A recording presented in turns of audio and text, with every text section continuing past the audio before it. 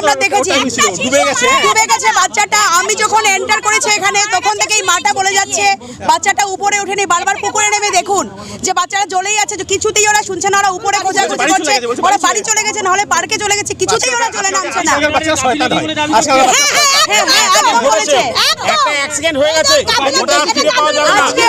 আমার মনে হয় প্রিয়ার জিম্মাতে ছিল হয়তো বাচ্চাটা, কিন্তু প্রিয়া সেই কেয়ারটা নেই। ওরা সবসময় আনমাইন্ডফুল, ওরা সবসময় জলে নেমে গল্প করতে থাকে, ওরা সেই কেয়ারটাই নেয় না।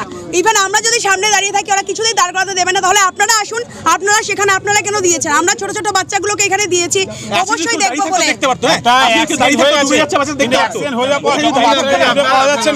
আমার নাম সীমা ভট্টাচার্য।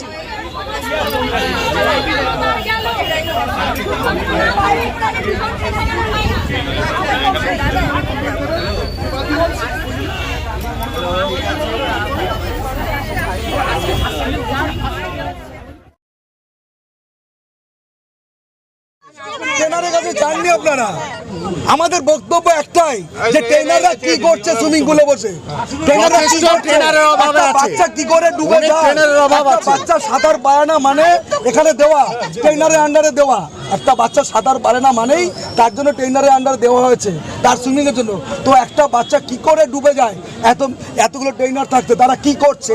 আর তারা অ্যাক্সিডেন্টের পরে তারা নিজেদের দোষ না দেখে প্যারেন্টসকে কি করে বলছে রাস্তায় খুঁজুন, বাড়িতে ফোন করুন, পার্কে দেখুন, গার্জিয়ান বলছে, হাসছে, সে তো বাদই দিন। 7 বছরের বাচ্চা, আবার রিপিট করছেন কিন্তু প্লিজ একাধিক লোকে লাগবে না, শুনুন না, সবাই একই বক্তব্য।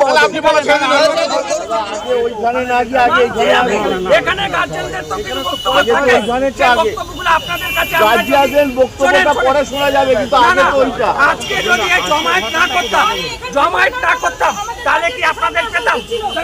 যখন বাচ্চার মা বলছে যে আমার বাচ্চা ওঠেনি, বাচ্চা পুকুরেই রয়েছে, তখনও যদি সেই মতো বাচ্চা ডুবে গেছে, সেই মতো যদি ট্রেনাররা যদি নামতো, যদি চেষ্টা করতো, বাচ্চারা হয়তো বেঁচে উঠতো। কিন্তু বেঁচে উঠু না উঠু ওদের দায়িত্বের মধ্যে পড়ে যে চেষ্টা করা বা বাচ্চারা বাঁচাবার।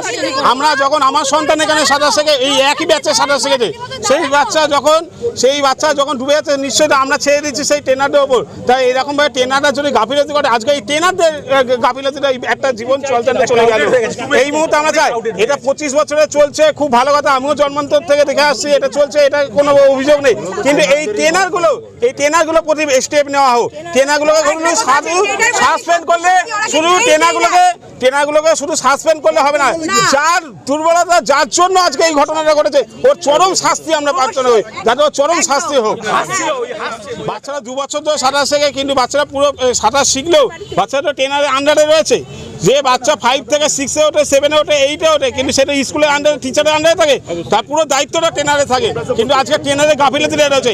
এবং অ্যাক্সিডেন্টটা ঘটে যাওয়ার পর, তারপরে যখন উনি প্রশিক্ষণ করে যাচ্ছে, আমরা যখন বারণ করলাম যে আজকের দিনটা বন্ধ রাখেন, তখন উনি এই কথাটা উনি উত্তর দিয়েছে এই ভদ্রমহিলাকে, যে যার বাচ্চা গেছে আপনাদের কিসের চিন্তা, আপনারা যান, আপনাদের জন্য আজকে বাচ্চারা গেছে। কিন্তু আজকে ওই ট্রেনারে চলো যা কনক এই কথা বলেছে, রাষ্ট্রে বাধ্য হয়ে না হলে আমরা পদ অবরোধের রাস্তায় যেতাম না। রাষ্ট্রে বাধ্য হয়ে গেছে ওই ট্রেনারের কথাবার্তার জন্য। ট্রেনার লুকিয়ে রয়েছে, কনক বলে যে কনক বলে মহিলা ট্রেনার, ছোট্ট কর।